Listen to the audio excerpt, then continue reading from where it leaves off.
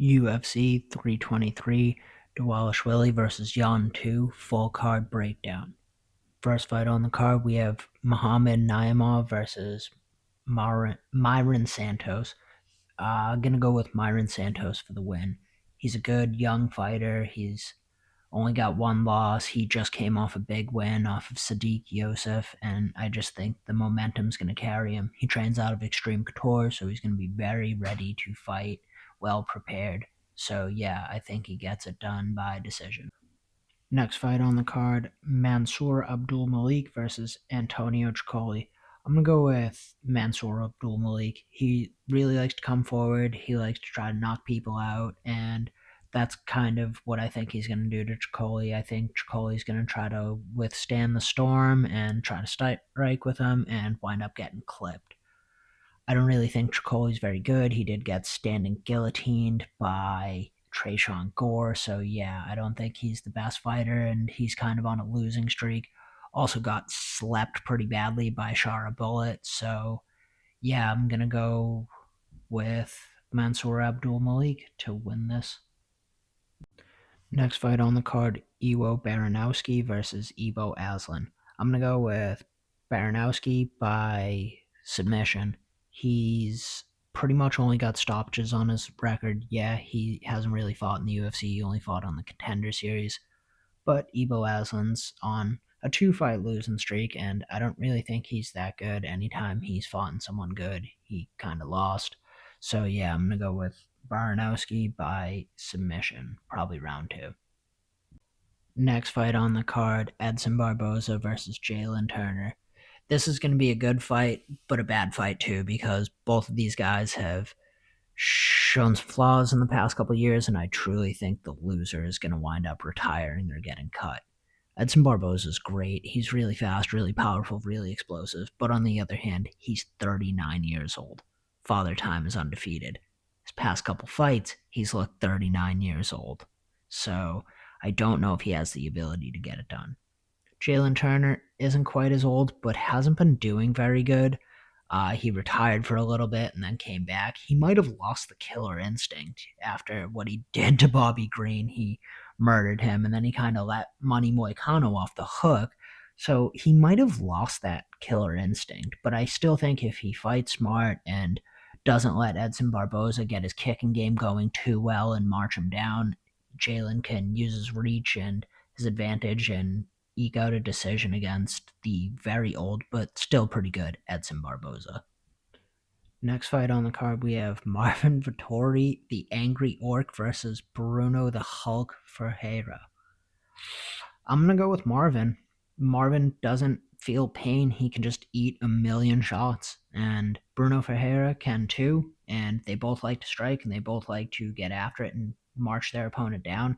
Problem is Ferreira gasses out. He just does. He did against Abus and winded up getting submitted. Marvin doesn't get tired. He continues to come forward and take punches and give punches. And I see him getting the finish in the third round. I just think he's going to be too much for Ferreira and wind up getting the stoppage in the third. Next fight on the card, Nazim Sadikov versus Fares CM.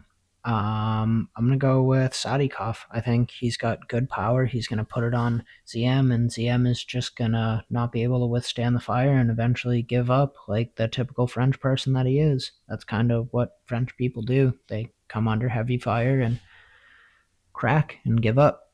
So, yeah, just on the grounds that he's French, he'll lose. Next fight on the card, Macy Barber versus Karine Silva. I'm going to go with Macy Barber. She's pretty good. She's pretty well-rounded. Karine Silva seems to really only have submission, not a whole bunch of striking.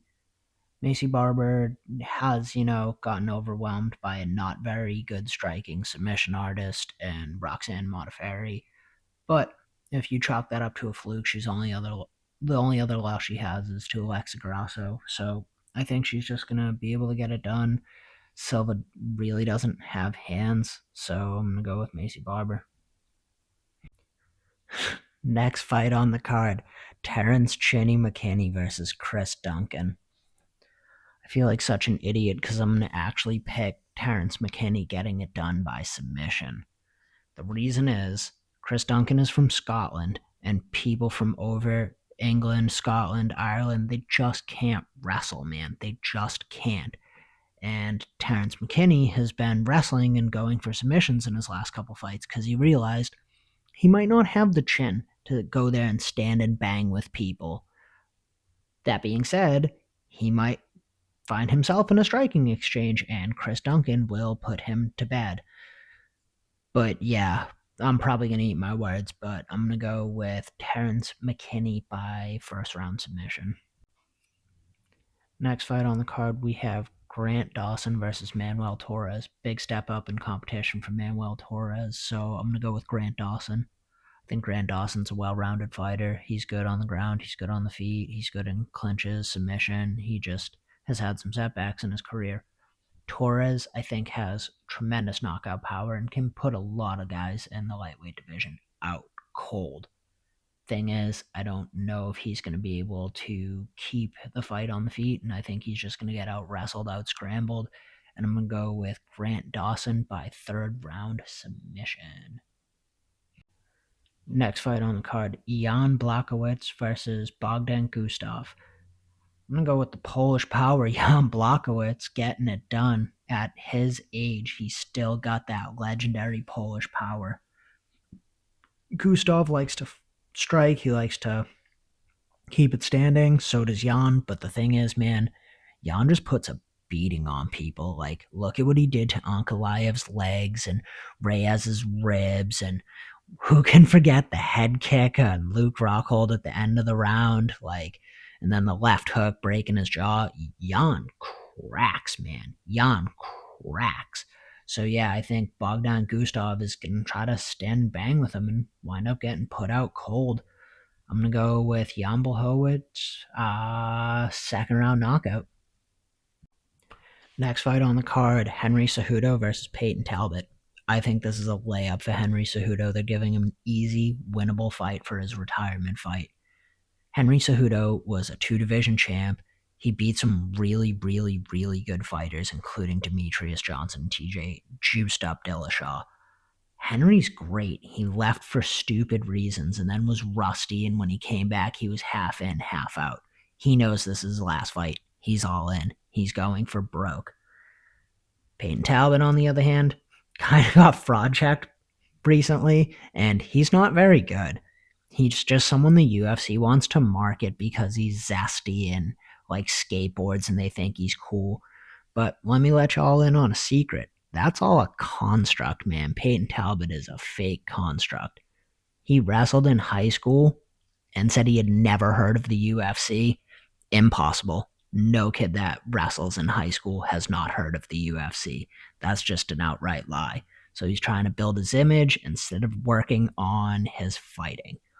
Also, you should probably stay away from Frank Ocean. Next fight on the card, Brandon Moreno versus Tatsuro Taira, which might have number one contender implication on it. But I'm going to go with Brandon Moreno getting it done. Moreno's really, really good. I think because he had a split decision against Royval, people kind of count him out. But other than that, he's only lost in championship fights. He lost to Pantoja, he lost to Figueiredo, but he's currently on a 2-fight win streak. He beat Steve Erceg, who almost beat Pantoja, and I know MMA math doesn't work out, but I just think he's a complete fighter. I'm sure the UFC kind of wants Taira to win so it can be fresh blood up to fight Pantoja, but I just think that he's going to get it done, and Moreno will win by decision. Now up to the co-main event. Alexandre Pantoja versus Joshua Van. I'm going to go with Pantoja. I want Van to win. Van's a great fighter. He's a young kid. He just came off an incredible fight. It would be a new face for the division.